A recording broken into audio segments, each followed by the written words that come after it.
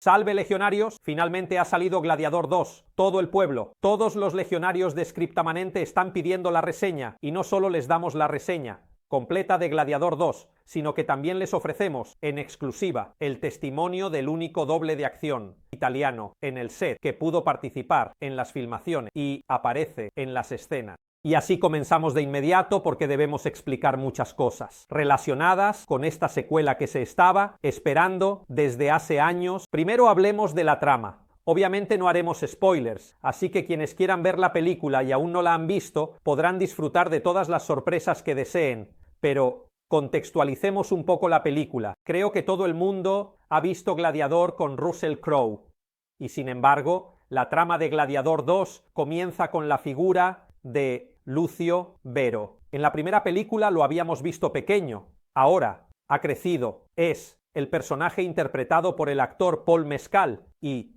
Lucio Vero es el hijo de Lucila, que por cierto, en algunas escenas también la volvemos a ver en esta segunda película, y es el nieto del infame y malvado emperador Cómodo. ¿Y qué sucede? La historia transcurre, obviamente, aproximadamente 20 años después de los relatos de Russell Crowe, del primer Gladiador, y la escena inicial es la del general Marco Acacio, interpretado por Pedro Pascal, que desembarca en la región de Numidia con sus barcos para conquistarla. En realidad, este es un error histórico porque Numidia ya estaba bajo el poder romano desde hace al menos 200 años, así que es una total licencia cinematográfica. De todos modos, desembarca con sus hombres, conquista este nuevo territorio y reduce a la familia de Lucio Vero, su esposa e hijos, a total esclavitud, y entonces Lucio Vero se encuentra siendo un esclavo que solo a través del combate como gladiador puede recuperar su honor y su posición, y así regresamos exactamente a la misma historia del Gladiador 1. Y el punto de referencia de Lucio es el lanista, es decir, el propietario de una escuela de gladiadores, un empresario de la antigua Roma, también bastante desinhibido, que es interpretado por Denzel Washington, quien hace el papel de Macrino.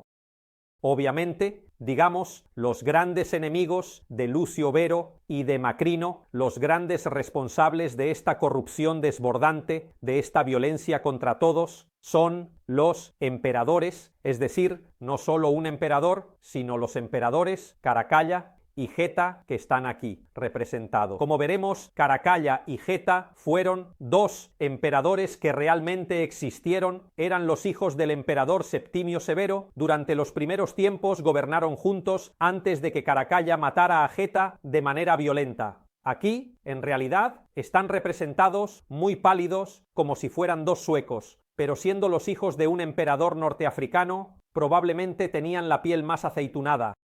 Y entonces, en toda esta situación, en todo este contexto, hay toda una serie de combates fenomenales que Lucio Vero debe enfrentar para vengar el honor de su familia y recuperar la libertad. ¿Qué reseña podemos hacer de la película?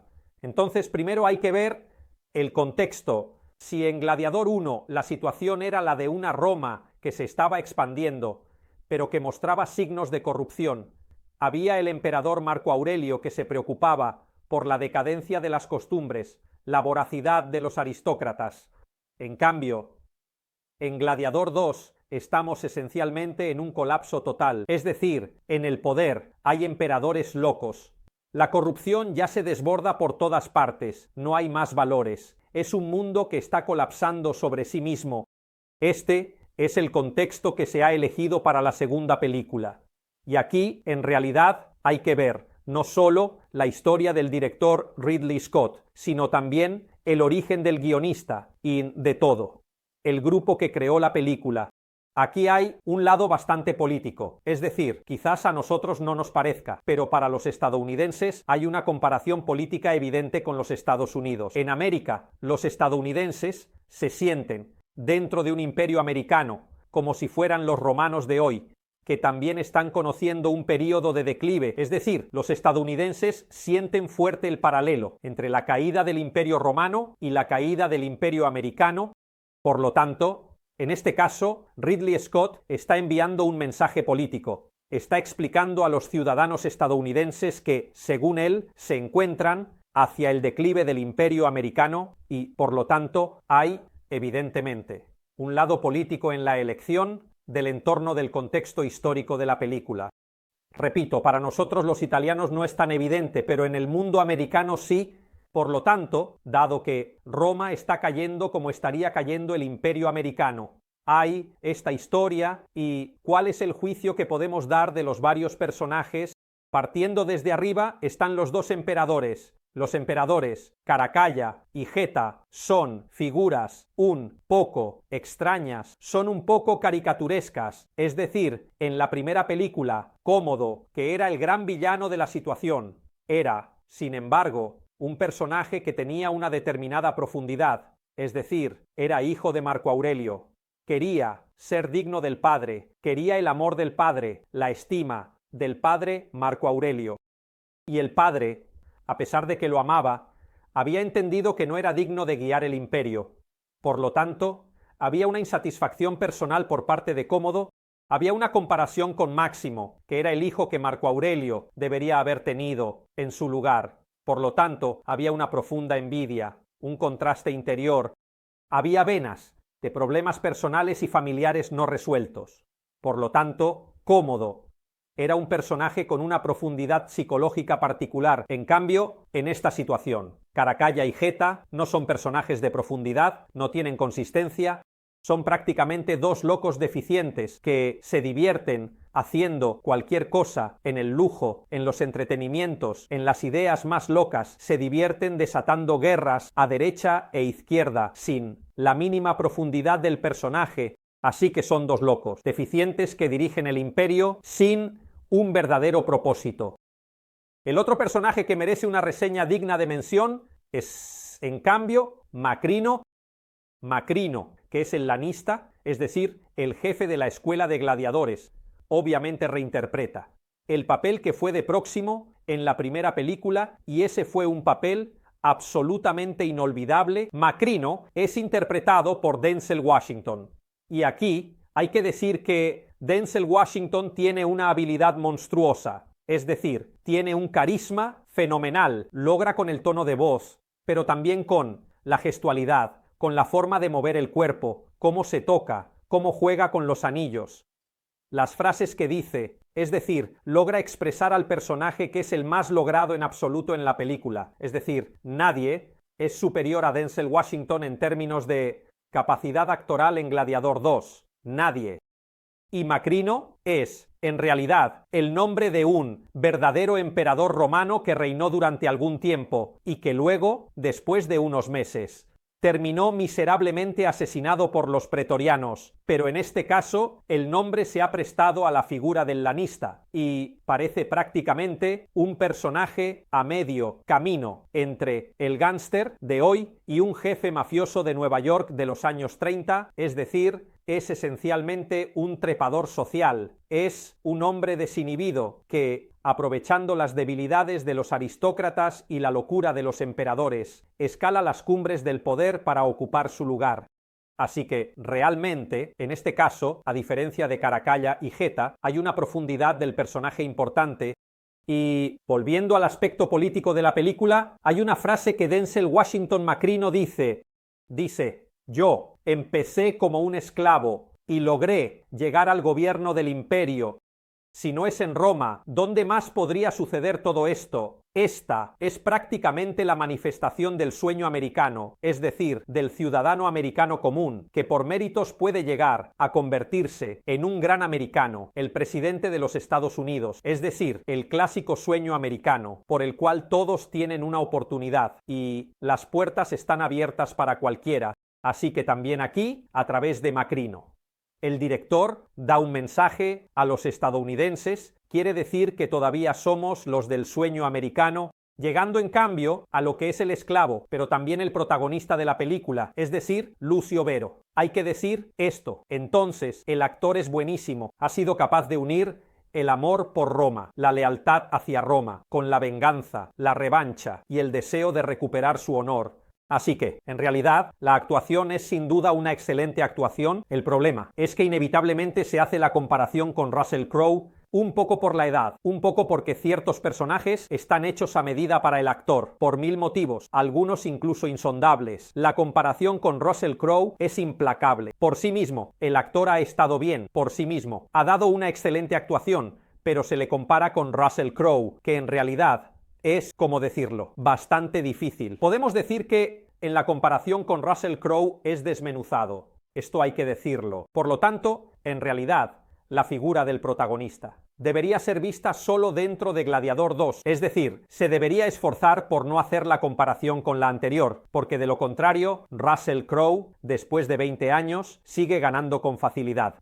Esta es un poco la situación de la película. Si queremos hacer una reseña desde el aspecto más técnico, se puede decir que el aspecto técnico es muy bueno. Las peleas, las escenas, la fotografía, las tomas son de altísima calidad. Ridley Scott no decepciona. Es un director entre los mejores del mundo. Se puede decir que lo único que queremos señalar es que la calidad es altísima. A veces hay la voluntad de alcanzar niveles de epicidad. En las peleas, sobre todo en las peleas del Coliseo, que son luego protagonistas de la película, hay una voluntad de llegar a tal nivel de epicidad que a veces se cruza en lo que nosotros llamamos americanada. Por ejemplo, repito, no queremos hacer spoilers, así que no seremos demasiado precisos, pero la pelea donde está el rinoceronte, aunque los romanos conocían el rinoceronte, es un poco excesiva. Incluso hay una escena con los babuinos. Eso es casi ridículo. Digo, en otras palabras, son muy buenos técnicamente, pero la voluntad de exagerar a veces lleva a la exageración y por lo tanto, paradójicamente, te lleva hacia abajo. No digo hacia la tontería, pero digamos hacia la americanada. Así que este es un poco el juicio. Pero en general, aparte de algunas escenas un poco absurdas, sigue siendo un gran coloso americano. Así que la calidad es indudable, a nivel filológico, por lo tanto histórico. En primer lugar, hay que hacer una distinción. Si el espectador espera adherencia a la historia romana, quedará totalmente decepcionado. Así que, si esperas la corrección histórica, has tirado el dinero del billete. Por lo tanto, quien quiera corrección histórica es mejor que no lo vea. Quien en cambio dice que esto es solamente una película y por lo tanto acepta que no todo sea perfecto, desde el aspecto filológico es también bastante bueno. Es decir, los trajes, las armas que se han utilizado, los escudos, son bastante buenos, son aceptables. Se ha hecho un trabajo que en realidad no es tan devastador. Así que la filologicidad es buena. Volvamos un poco a la conversación anterior. A veces hay caídas bastante impresionantes. En el estilo, es decir, las luchas que se realizan dentro de la arena del Coliseo. Están muy bien hechas, son emocionantes y cautivadoras. Sin embargo, están demasiado cubiertos. Todos llevan armaduras con las loricas. En realidad, el gladiador prácticamente nunca lleva la lorica, porque de lo contrario, el combate habría sido demasiado fácil. Las diversas tipologías de gladiadores normalmente no están acorazados, ni loricados como un legionario. Luego está el enorme error de la inscripción en inglés en la pared que vemos aquí, es la frase que dijo Russell Crowe. Lo que hacemos en la vida resuena en la eternidad, escrita en inglés, en la pared. Esto es locura. En su estado más absoluto, esto es. Realmente después de fumar un porro, que escribieron una frase así. Así que esto es realmente la invención más total. Otro ejemplo que ya habíamos visto en el tráiler son los tiburones. Ya habíamos dicho que las naumaquias, es decir, las batallas navales en el Coliseo, especialmente en la inauguración del Coliseo, se llevaron a cabo, pero los tiburones aquí también son una invención total. Pero hay un artículo en el que entrevistaron a Ridley Scott y le preguntaron si quería poner tiburones en el Coliseo, pero no pensó que fuera una total invención. Su respuesta fue: yo, joder, quiero poner tiburones, pongo tiburones. Así que a Ridley Scott no le importa mucho, sinceramente. Si hay tiburones, por lo tanto, el director en cierto momento se desentiende, pero podemos decir que en general, la filología y la adherencia histórica son bastante buenas, aparte de algunas caídas verticales totalmente fantásticas durante la película. Y ahora, después de esta reseña y de haber hecho un poco un panorama de la situación, les dejamos a ustedes la evaluación. Primero, si ir a verlo o no. Y segundo, qué piensan. En cambio, les dejamos con el testimonio en el set El único especialista italiano en el set, y esto ya dice mucho, el único especialista italiano es el que hemos entrevistado nosotros. Esto ya nos hace entender cuán capaces son los italianos de valorar su historia, dado que en un colosal mundial solo había uno. Así que les dejo a ustedes cada consideración, pero Chris Grifoni, que vemos aquí, es el único especialista italiano que ha trabajado durante 3 días en Londres, porque la producción obviamente se realizó en varias ciudades del mundo, y nos cuenta su experiencia y nos ha enviado en exclusiva fotos y videos directamente del set que solo Scriptamanent puede mostrarles. Yo creo que era el único italiano allí. También me sentí un poco mimado en esos 3 días del set porque sabían que era italiano y también nací en Roma, así que me sentía un poco privilegiado desde ese punto de vista. En concreto, se empieza a las 5 de la mañana, especialmente el primer día. Puede ser también a las 4 o a las 6, especialmente en estas producciones, porque tanto el departamento de maquillaje como el departamento de vestuario deben tener suficiente tiempo para preparar a todos, desde los figurantes que hacen de senadores hasta los actores que interpretan a gladiadores, soldados romanos e emperadores. En resumen, hay una gran preparación en el vestuario y el maquillaje, especialmente para cubrir posibles tatuajes. Por ejemplo, hay uno en mi brazo izquierdo, me ha sido asignado el papel del detector Mirmillone, un poco modificado porque no tenía el escudo, pero tenía una lorica manica a la izquierda, y en mi brazo izquierdo tengo un tatuaje cubierto, como otros figurantes, actores o especialistas que tenían tatuajes y debían ser cubiertos por maquillaje o vestuario. Después de una larga preparación para el vestuario y el maquillaje, normalmente se encuentra el coordinador de especialistas, el coordinador de los stunt que ya sabe con quién tiene que tratar, así que nosotros habíamos sido seleccionados. Él había visto nuestros videos, había visto que sabíamos pelear con espadas y escudos, pero obviamente hay diferencias como tú pensabas. Por ejemplo, los soldados romanos, los especialistas que hicieron de soldados romanos, tenían una forma de pelear diferente a la nuestra, usaban su gladio un poco más como un cuchillo, por lo que un poco más apuñaladas en lugar de como una espada. Nosotros que éramos gladiadores y por lo tanto estábamos en la mente de la dirección, no, romanos, y así, quien era vikingo, quien venía de África o de otros lugares, podíamos pelear un poco más libremente.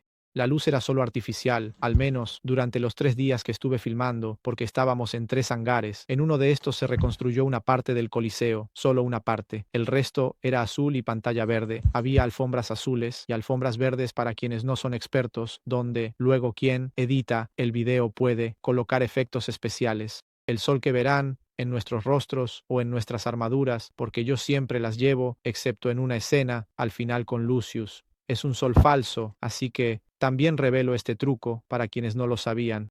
El segundo día fue el de la gran batalla. El gran enfrentamiento dentro de la arena, dentro del Coliseo, fue el más emocionante. La gran batalla épica dentro de la arena, dentro del Coliseo. Y para quienes no lo han visto, no quiero hacer spoilers, pero es hacia el final de la película.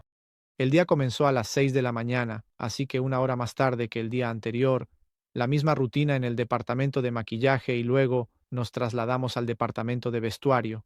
Y finalmente hicimos una última prueba, no dentro del hangar donde se reconstruyó la mitad del Coliseo, sino que lo hicimos al aire libre para intentar recordar todos los movimientos y luego nos llamaron al set y allí estuvimos 6 horas filmando esa escena épica que todos habrán visto o casi todos, pienso que habrán visto. Y allí la escena, obviamente, no es consecutiva, no es que estuvimos 6 horas filmando de manera continua, a veces se llaman paradas porque sucedió que, por ejemplo, mi colega se lastimó y así a veces puede ocurrir que realmente te escapes de un golpe, tal vez olvides la coreografía y te olvides de agacharte cuando un corte viene y te golpea de lleno en la cara, así que hubo lesiones, a veces al director no le gusta ese momento, o cambia un poco la luz, o hay un momento de impasse, o alguien se olvida de una coreografía. Fue una escena inolvidable. Recuerdo que mi casco era realmente pesado. Creo que era probablemente el traje más veraz que hemos usado en años de carrera, porque el casco era realmente pesado y una especie de gladio, tenía una especie de gladio que era de plástico, pero parecía de metal, seguramente parecerá de metal en las escenas. En cuanto al último día, el último día, tendríamos que haber filmado, prácticamente, una de las últimas escenas, y en esta escena, tendríamos que haber dicho, el famoso, fuerza y honor. Obviamente nosotros dijimos en inglés strength and honor, frente al actor que interpreta a Lucius, y luego él nos da el visto bueno para ir a luchar en la arena, y, paradójicamente, las escenas no se filman en secuencia, sino que se filman como lo indica el director o como está en el guión. Ser el único especialista italiano en participar en una película de este tipo, por mucho que pueda gustar o no, obviamente eso es cuestión de gustos, fue una gran emoción, pero debo decir que, mientras estaba en el set, pensaba en lo que diría, en lo que corregiría, el grandísimo Roberto Trizio. Aquí entonces, como ven, Chris nos ha compartido su experiencia. Así que hemos tenido, digamos, una especie de viaje virtual en el set por parte del único stuntman italiano. Y hacemos dos cosas. Primero, los invitamos a dejar en los comentarios de este video su evaluación sobre si irán a ver la película y qué piensan si la han visto. Y sobre todo, algo que no hacía desde hace un tiempo, pero quizás conviene refrescarles la memoria. Los invitamos a suscribirse inmediatamente al canal de Scriptamanant, porque si no se suscriben a Scriptamanant, tomaremos el rinoceronte utilizado en el Coliseo y los haremos aplastar y destrozar por el rinoceronte. Así que, para no ser destrozados por el rinoceronte, suscríbanse de inmediato.